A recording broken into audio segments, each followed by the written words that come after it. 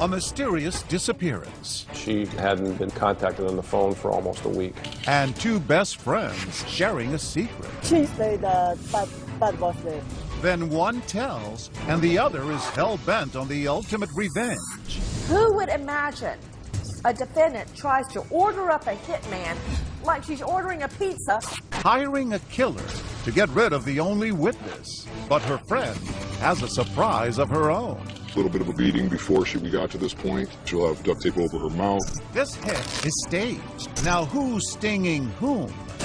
Picture perfect. Plus, we spent days, months, years looking over our back. A Little League coach and the stalker terrorizing his family. You all better watch your backs. But the real shock was who wanted them out of the game.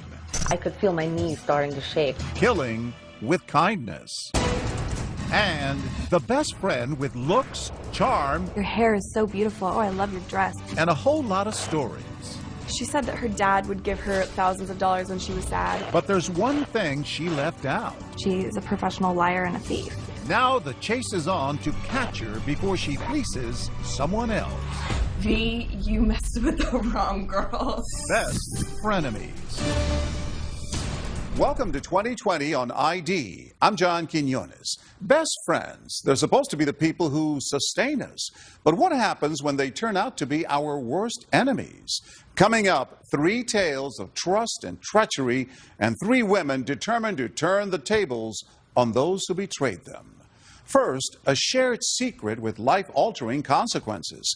But when one friend decides to tell, the other one decides to get even permanently. As Matt Gutman first reported in 2015, that's only the beginning of this story. For any predator, this lush vegetation, flashed by murky brown water at the very end of the Florida Everglades, is exquisite terrain, especially to dispose of someone you just killed. This may look like the site of a bloody murder scene, but hold on, folks, this is not what it seems. And what is about to happen to the victim is the key to a twisted tale of betrayal and revenge. It is one of the craziest and bizarre murders I've ever studied. All right, so Augie, let's come over here. See, these guys are not from the coroner's office. They're an elite squad of Broward County Sheriff's officers called the Viper Unit. They've given 2020 unprecedented access to this elaborate sting designed to foil a murder plot against this woman, Maria Calderon, who's just become one of the walking dead. How's it feel to rise from the dead? To understand the story of this photo, start by taking a look at this photo. That's Maria back in happier times with her bosom buddy, Jacqueline Luongo. We care for each other, yes. I guess it's not so common that someone who cares for another person would want them dead. That must hurt. Yeah. Maria makes ends meet by working in a restaurant, but Jackie is having money trouble. That is, until she makes a special arrangement with this woman, Pat Vivieros, one of the countless retirees who decide to live out their golden years in the sun-drenched splendor of South Florida. She was very funny and loving. She loved animals. If you ever needed her, if you were in a jam or whatever, she would be there for you. But Pat needed help getting around. She agreed to let her friend Jackie live with her in exchange for some occasional driving. At the time, it made sense. They were friends, and besides, they both loved dogs. Pat was living off her pension and an annuity from a life insurance policy worth $50 grand. She'd swing by the local bank to pick up her regular checks, and police say when Jackie figured this out, visions of money and murder started dancing in her head. When you have no money, no apartment, no gas for your car, $50,000, in her opinion, was worth more than Pat's life. She exchanged Pat's life for $50,000. Then in August 2014, Pat Vivieros disappeared. She hadn't been contacted on the phone for almost a week.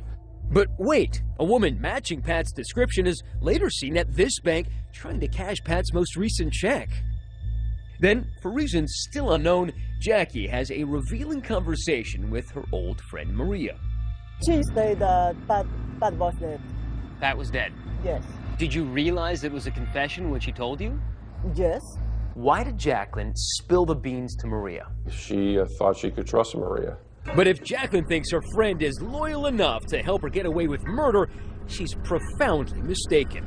Instead, Maria calls the cops, telling them Jackie can be found behind the wheel of this banged-up Toyota Solara. Pretty big break. Yeah, it was. Once that tag is run, the alert's coming back to a vehicle that we're looking for, potentially somebody involved in a homicide that we need to interview. Cops, including veteran Broward County homicide detective John Curcio, head straight to Pat's garden apartment. There may have been a small struggle in the bedroom, but one of the dressers was kind of knocked off to the side, out of place, but you know, it wasn't like there was a huge altercation. The officer, you know, going in the closet is what found her in a garment bag, and she was in an advanced state of decomposition. Sign of strangulation, pillow? Well, her head was entirely encased in tape. Like mummified? That'd be a good description. We still don't know how many days she sat, decaying, decomposing in that closet. Think about it. She just didn't deserve it. I mean, that's just the bottom line. The coroner would officially say Pat died of asphyxiation. Jacqueline is tracked to this cheap motel and arrested. Her body, cops claim, shows signs of a struggle, as well as evidence of some criminally mediocre tattoo work. Curcio says he knows Jackie did it, and why. Hide the victim's body as long as possible and keep on accessing withdrawals from the life insurance policy. She's actually purchased a wig so that as she's attempting to cash checks, you know, she's a blonde female rather than a brunette. Remember that bank video? Guess who? So she's impersonating the person she killed. She's impersonating the person she killed whose checks she's trying to cash.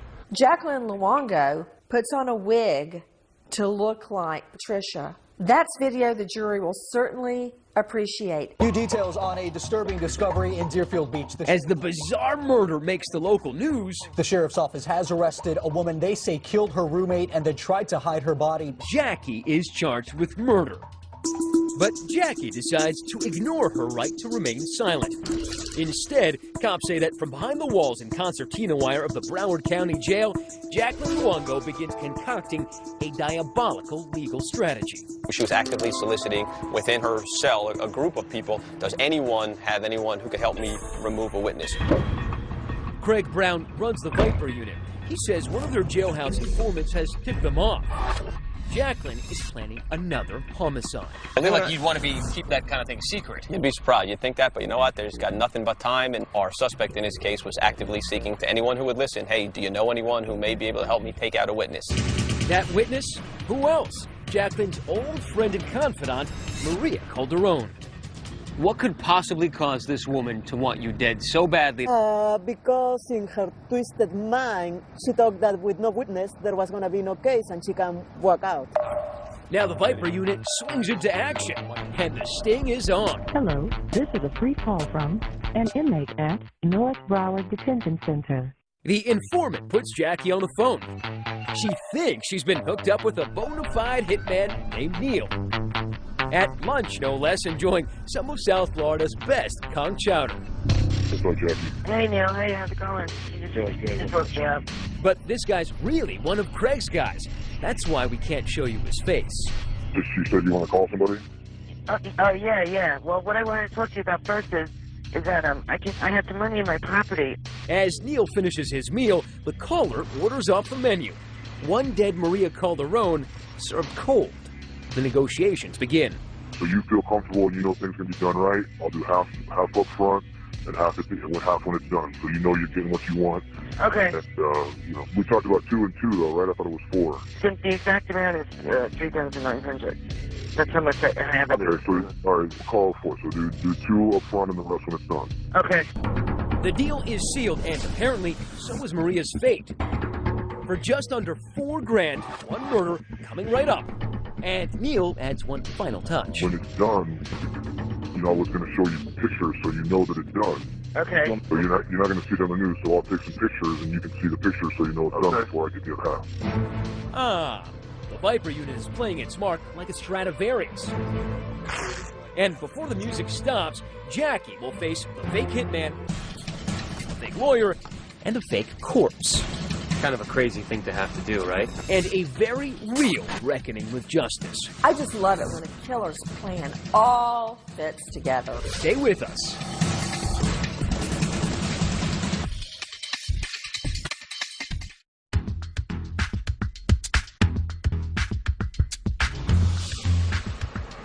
It's just another ho-hum perfect day of fresh air and ocean along Florida's Atlantic coast. This is where Jacqueline Luongo yearns to breathe free. Instead, she's doing morning calisthenics inside the Broward County Jail, charged and held for the murder of her roommate Pat Vivieros, and police say her South Florida crime spree is far from over. It's all or nothing for Jacqueline. From jail, she's been trying to hire a hitman to take out the state's prime witness, her former friend, Maria Calderon. I think Jacqueline's mindset was, if I remove this witness, there's no one to keep me in jail. But the Broward County Undercover Viper Unit has hatched a plot of its own. First, an undercover cop posing as Neil the hitman goes to meet Jacqueline in jail. He has to be sure the dastardly plot is real. How confident were you when you were going in there that you were actually going to get her? I wasn't sure what to expect. We've spoken multiple times up to this point. She knew I was coming, so I was pretty confident that it was going to go the way that we wanted. Now, why does she have to kill the witness? Why couldn't she intimidate the witness? Have you beat her up or threaten her or do something? Initially, she talked about that, just sending a message telling the witness not to testify, and then she decided that wasn't going to work for her. She needed to do more, and she changed her mind and said that she wanted the witness completely eliminated. When I leave you here today, it'll be the last time I talk to you until it's done. Okay, so you're 100%. 200. Okay. While his undercover camera rolls, he jots down the details every hitman needs. Short brown hair, Hispanic, 200 pounds. Okay. The game is afoot. I plan on doing this Saturday night. Call me Saturday night. I'll let you know, yes, we're good. I mean, who would imagine a defendant tries to order up a hitman like she's ordering a pizza behind bars? Not knowing whether Luongo contracted other hitmen to kill Maria, the deputies move quickly. We are there the night they go to brief her on the situation, which they insisted on doing off camera. All right, so we just left Maria. What did she say? She's in, surprisingly enough. She wants to cooperate. I think she understands how serious it is, and she's going to cooperate 100%. Were you surprised? Yeah, I thought it would take a lot more convincing. To have a murder, you need a dead body. Just hours after meeting Jacqueline, I'll just tape it together like that. Our fake hitman and the Viper team have a plan to fake Maria's death, involving a swamp, duct tape, and a bullet hole. Do you want a black eye? And some bruises, or he may be on... This has got to look authentic. So the Broward Sheriff's Office hires a professional makeup artist. And you want to make it look like she has been shot, but it's not too fresh. Right, a little bit of a beating before we got to this point. Now let's do her hands. She'll have duct tape over her mouth, so she was taken from someplace else, brought here, and shot here. So is that a specific color that's just meant to be blood, or can it be used? It's called real blood. It's called real blood. It's kind of a crazy thing to have to do, right? Oh, yeah. Stage your own death.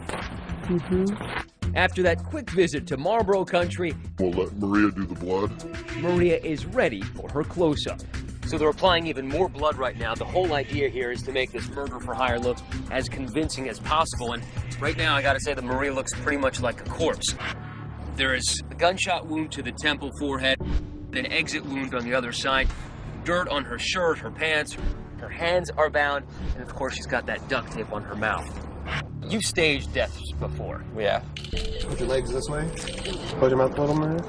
You staged murders before. Yeah. How do people generally react when they have to stage their own murder? We anticipate the blood draining from their face, like, oh my God, I'm shocked. I can't believe someone I know, is making an attempt on my life. And am I in any fear? Is the person in any fear? We didn't get that in this particular case. In fact, Maria seems unfazed. All right. If Jacqueline were here, what would you say to her? Looks pretty good, right? Yeah. The Viper team now has grisly photos to convince Jacqueline they've just killed a girl named Maria. This is probably what I'll show her tomorrow. But would a real hitman risk a return visit to the jail? Probably not. So Neil tells Jacqueline he needs to leave town, and he's sending this lawyer in his place. So what's going on right now is we're trying to make sure that these two cameras that are going to be hidden on our undercover lawyer here are not going to be too conspicuous, and that takes a little bit of work here. The goal is to get clean video and make sure that nobody else notices. Jackie ambles into the meeting nonchalantly. The lawyer makes a nervous introduction. I'm so sorry to bother you. I've been trying to track you down all day. I was on my way home. And I don't like doing this type of stuff, but Neil is... Well, he's Neil. He wanted me to have you right now. He gives me very specific instructions. The instructions? First, review the envelope with the ghastly murder photos. Did she react at all? At first she was kind of shaky when she started reading the note. And she opened up the second, third pages, and, she's kind of looking at the pictures, and she's kind of nodding her head, and just like a acknowledgement. Yeah, she definitely, yep, looks good. All right, perfect. Wow. Then sign off on them, literally. The cops want to make sure they have a case beyond any doubt. It's a way for him just to verify that you saw the pictures. Oh, okay, sure. Can you help me out with that? Yeah, sure. Oh my God, you're such a lifesaver. Look, this guy scares the out of me, so. Okay. No remorse? I mean, any emotion at all? Other than maybe relief. She's not upset about a person losing their life one bit. Alright, so I wrote her name on all the pages. No visible signs of being upset at all. I think that's what's most shocking, is that she looked at those pictures, which are totally grisly and gory, right? A person who was shot in the head being held by her hair. It didn't blanch, didn't stumble. This is someone who you had a relationship with, you were close with. And to have no effect, whatsoever, I think it really shows the mindset of the criminal. It says, I really don't care about anyone else. I'm just worried about my freedom and trying to beat my charge. Hello? Jackie. Afterwards, Jackie even calls her hitman to thank him for a job well done. Hey, how's it going? How did it go? Did he show you the pictures? It was good. Yeah, I saw what he showed me, and everything looked good. Okay, are you happy? Yeah, 100%. Okay. I'm more satisfied customer. When Luongo calls the hitman from the jail to tell him what a great job he did, it's like she's giving him a review on Yelp. Jackie is positive that with Maria gone, she'll beat the rap. You think that's going to help? Oh, yeah, definitely, yeah, because that was the only person that was going to say anything. Okay. All right, well, if you're happy, I'm happy. I'm definitely happy. But surprise, surprise, just 2 weeks later, Jackie is slapped with new attempted murder charges. Solicitation to commit murder and tampering with a witness. Combined with her previous charge in the murder of Pat Vivieros, if convicted, Jackie is facing the death penalty. She declined 2020's request for an interview. Maybe after getting bitten by the Viper unit, she's decided she's done enough talking for now. When you put 12 in the box, this case it's like tied up with a bow and sitting on top of the Christmas tree, for Pete's sake, for the prosecution to just take down and hand to the jury. It is extremely rare to be handed a case like this on a silver platter. As of 2015, Jacqueline Luongo is still awaiting trial for both the murder of Pat Vivieros and the attempted murder of Maria Calderon. She has pled not guilty to all charges. When we come back, a family terrorized by anonymous letters. We spent days, months, years looking over our backs. And the uneasy feeling the stalker is someone they know. I know where your wife goes every day. I know where your daughter goes to dance school. I was afraid. Stay with us.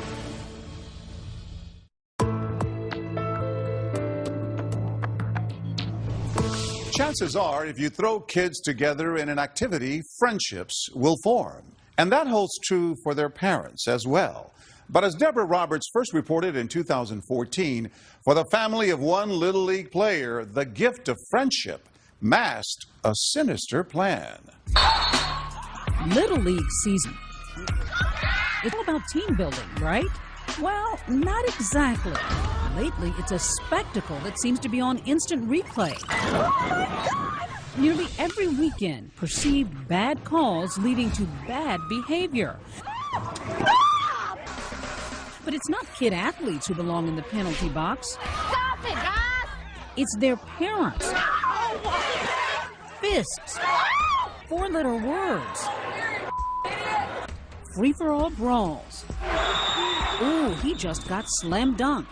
And what about this out-of-control dad, so fearful his son's losing a wrestling match, he shoves a 10-year-old clear across the ring? Really? But the MVP Most Vicious Parent Award may very well go to Janet Chiuzzi. She may look like an unassuming suburban stay-at-home mom, but for more than a year, she secretly terrorized her Long Island, New York neighbors. We spent days, months, years looking over our back. It all began one summer. John DeMasi was coaching his son Dominic's baseball team when an angry letter was sent to the league board claiming DeMasi was playing favorites. It was just an anonymous letter sent how wrong I was coaching the team and how bad we were. Then there's another letter and another letter. Who could be so spiteful? Month after month, the letters kept coming. The DeMasis were scared for their lives. I know where your wife goes every day. I know where your daughter goes to dance school. How much did you alter your lives? I was working and I stopped. I didn't feel safe with, you know, somebody else driving my children. I was afraid. There was times I slept out here, just nervous about who's coming to the door, who's passing by, and it wasn't easy. But the family found comfort in friends, including Janet Chiuzzi, a neighbor whose son played ball with Dominic and is in the same school. She suddenly began cozying up to Linda. And Janet was texting me every other day. Texting you about what? Anything. Which nail salon do you go to? Even showing up at Linda's 40th birthday party, uninvited, and here at another event. Then, weeks later, a special delivery to the DeMasis. And there was 2 handwritten envelopes in our mailbox, so I opened both of them. One was addressed to my son and one was addressed to me. I made it my life's goal now to observe your family on a 24/7 basis. Don't be planning a vacation anytime soon. You will have no home to come back to. That had to knock you for a loop. I read the letter written to my son, which was just took me down because it just said that if your father doesn't step back, I'm going to kill him. You might never see your dad again. You all better watch your backs. This is no joke. This is as real as it gets. To get the hell out of East Meadow Baseball. That's to a 10-year-old child. Could you believe that this is stemming from Little League baseball? A death threat? No, I couldn't. But it did.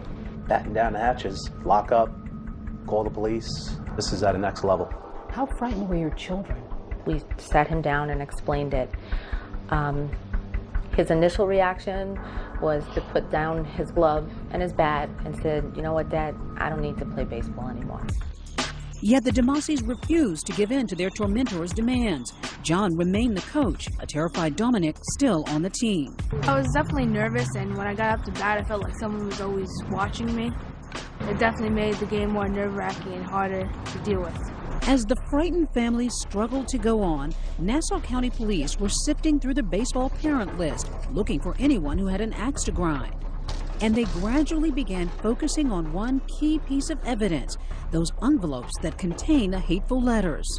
I mean, if you just look at the town and the zip code on every single envelope, you could see that they're all the same handwriting. And another slip-up, the stamps were all identical. That made it apparent that we were dealing with the same person on each occasion. But who? Turns out investigators were zeroing in on a parent no one would suspect, that new friend, Janet Chiuzzi. Some of the content in the letters showed that this person had some intimate knowledge of the family's background. And that's what ultimately led us to Miss Chiuzzi. But to nail her, police needed a copy of her signature. So Linda DeMasi hatches a plot to trick Chiuzzi into giving her one. Linda has her 7-year-old daughter collect addresses for a fake fundraiser. Chiuzzi takes the bait. The way she wrote East Meadow, it was a certain way, and I could feel my knees starting to shake as I was standing there, and I couldn't believe it. A chilling discovery. Linda knows beyond a doubt that her so-called good friend was harboring some bad blood. So suddenly you knew that Janet Chiuzzi was behind it. It was like a wave just came over us. 48 hours later, police matched the samples. They had their woman. New this half hour, a Long Island mother arrested, accused of bad behavior. Janet Chiuzzi was arrested, charged with stalking the DeMasi family. And she made a full admission to her authoring all the letters and making these malicious accusations. But what could lead a parent to threaten to kill another? Chiuzzi told police she was angry because John, as coach, didn't choose her son for the Little League travel team. She pled guilty and was sentenced to 60 days in jail and ordered to stay away from Dominic DeMasi. In a statement, her attorney says his client was genuinely remorseful and recognized the seriousness of her crimes. For the DeMasis, justice. But what they didn't get was an apology. I wish that as a mother she could look at me and say, I'm sorry. I'm sorry I did this.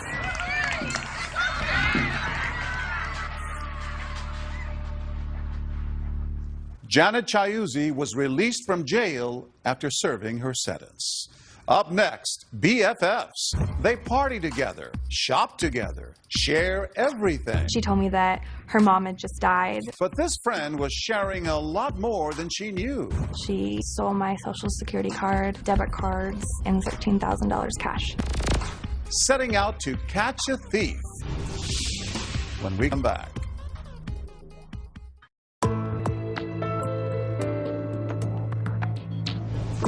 She got their trust. Then she was suspected of getting pretty much everything else. Money, credit cards, even a passport. That's what a slew of young women say about the woman they thought was their BFF. In 2014, Chris Connolly followed her on the run over months and thousands of miles, leading some to ask, with friends like these, who needs enemies? Can we just pretend? Seems like few could set it off in a club like 24-year-old Vichka Lee. To be more than just friends. Over the top for everything. Rocking a micro mini with looks to thrill. A lot of crop tops, tight pants, sexy. The woman who called herself V enjoyed life on the dance floor. She loved dancing, drinking. At hotspots in and around Portland, Oregon. She likes attention. She liked to stir stuff up, right? Yeah. V's relentlessly over-the-top attitude had its offbeat appeal for young women like Sonia. I mean, I didn't even know the girl, and it was like, oh my god, I love you. We need to hang out again. For Leilani. She uses her cuteness to make friends and boyfriends. And for 22-year-old Taylor Nunes. This aspiring pastry chef says that at the start of their 4-month friendship, V was sweet as pie.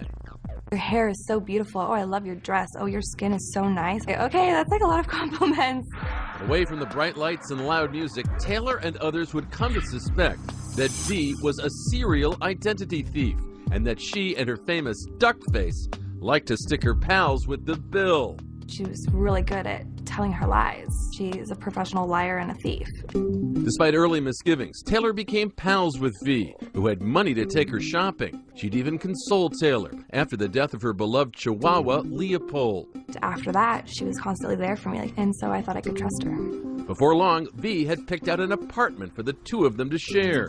So obviously both your names were on the lease because you were renting it together. Should have been. She doesn't have rental history, so her name couldn't be on the lease. That's what she told you. That's what she told me.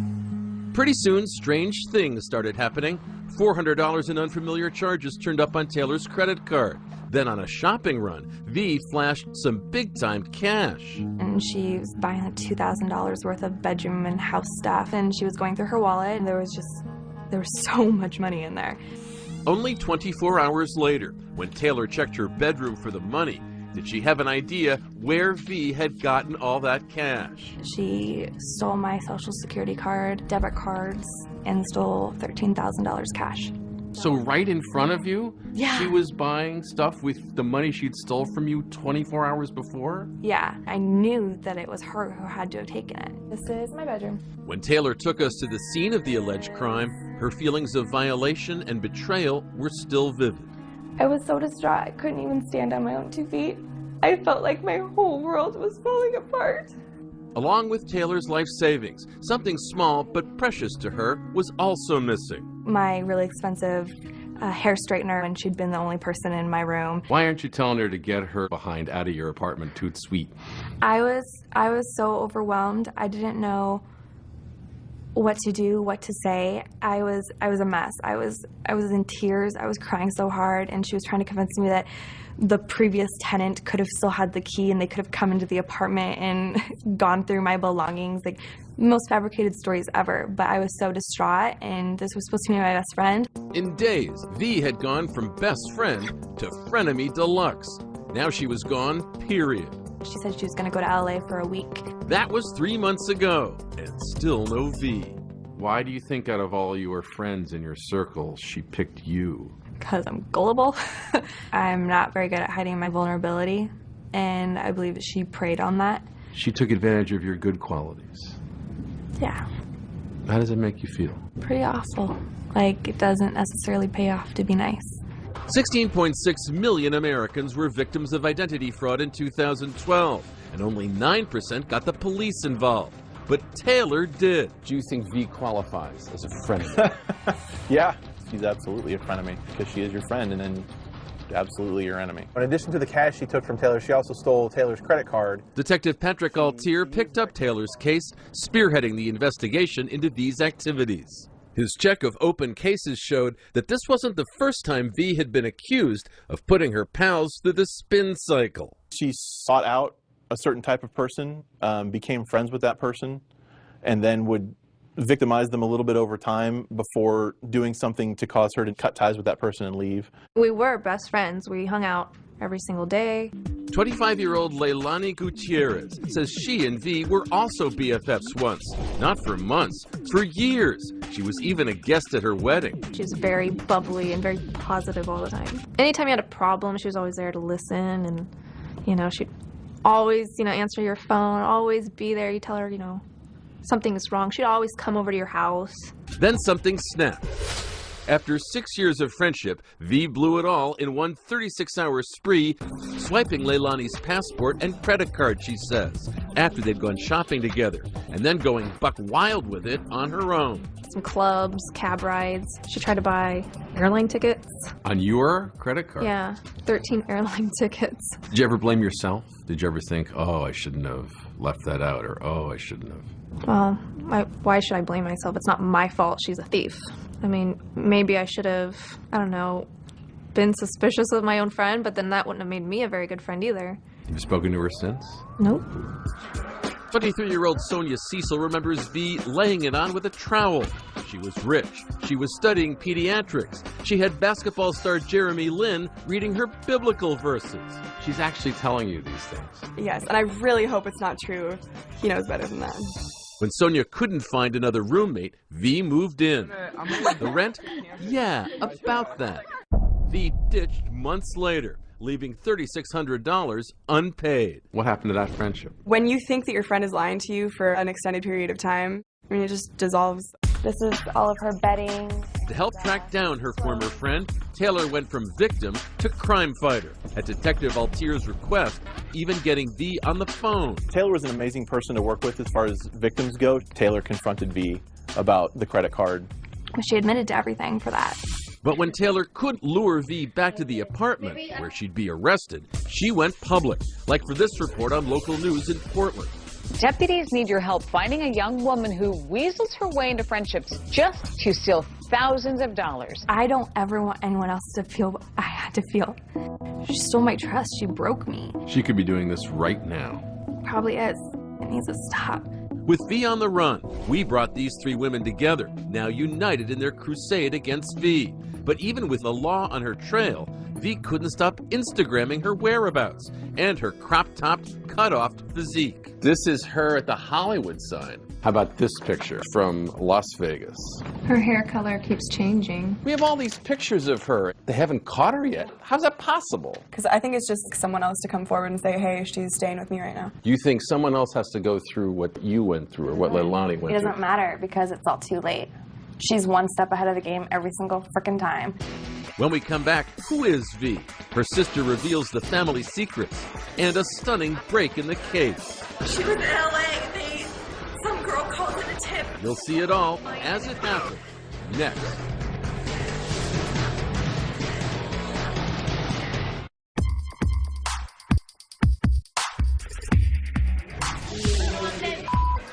Scenes from a life on the lam.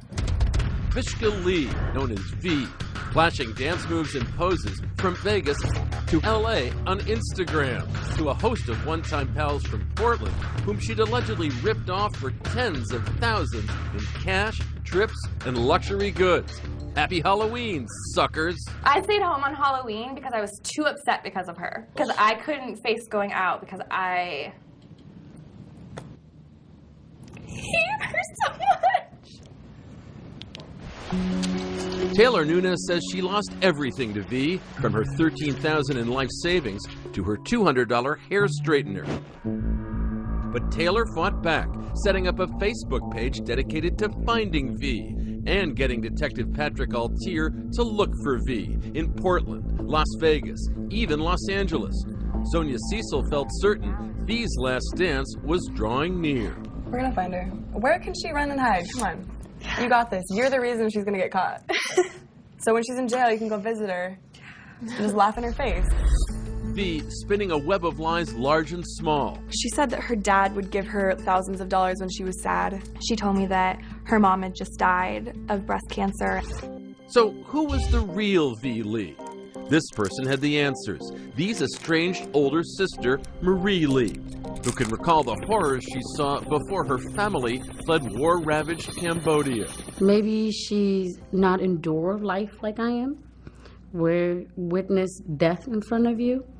And V, she never saw these things. No. These parents struggled to succeed doing farm work and wanted their daughters to live the American dream. For V, her sister says, it was more like American hustle. I don't think she wants to work. Maybe she expects to just people hand her stuff because she was spoiled.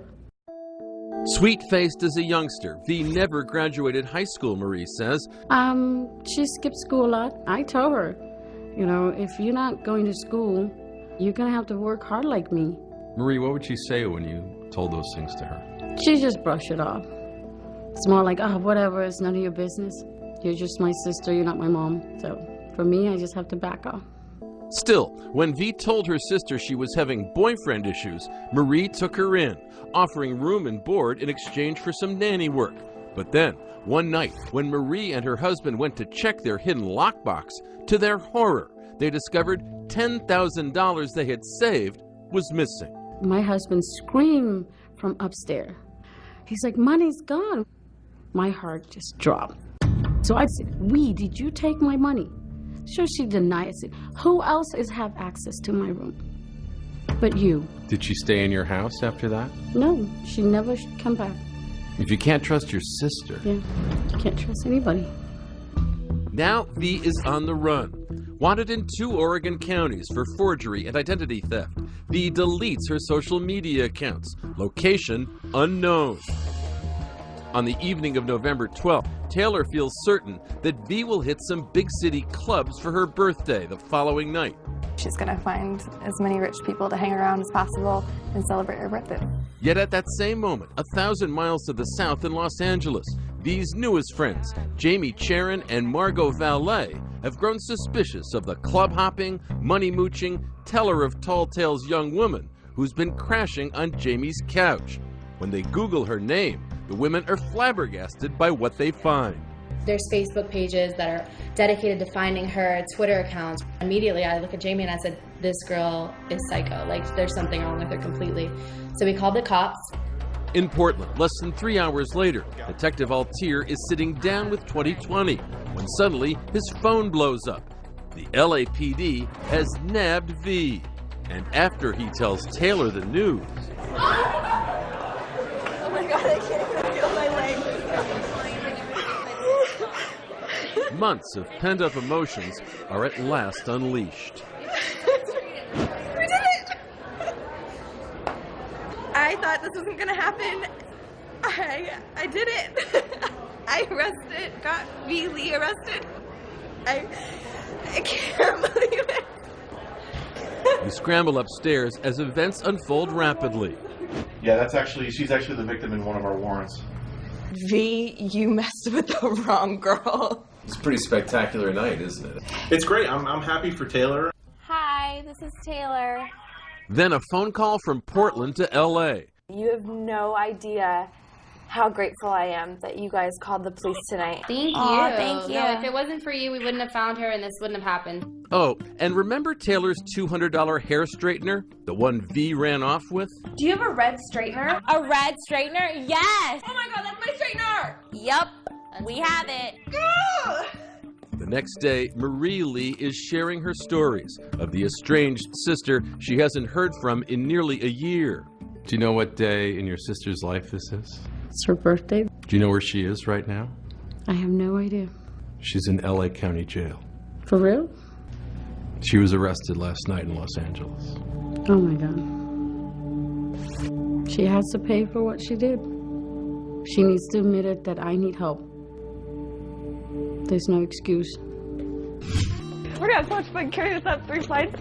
And with 2020 footing the bill and Detective Altir's okay, a box from LA arrives at Taylor's house. Taylor, Leilani, and Sonia sort through it for their stuff. And sure enough, there's the item that means so much to Taylor. Look what we got, ladies! Is that your straightener? That's my straightener! These are the shoes that V bought with my credit card and was wearing around in my house. But however V might have preyed on their openness and vulnerability, these young women weren't afraid to make some new friends. We'll toast to V For our new friendship and group hugs.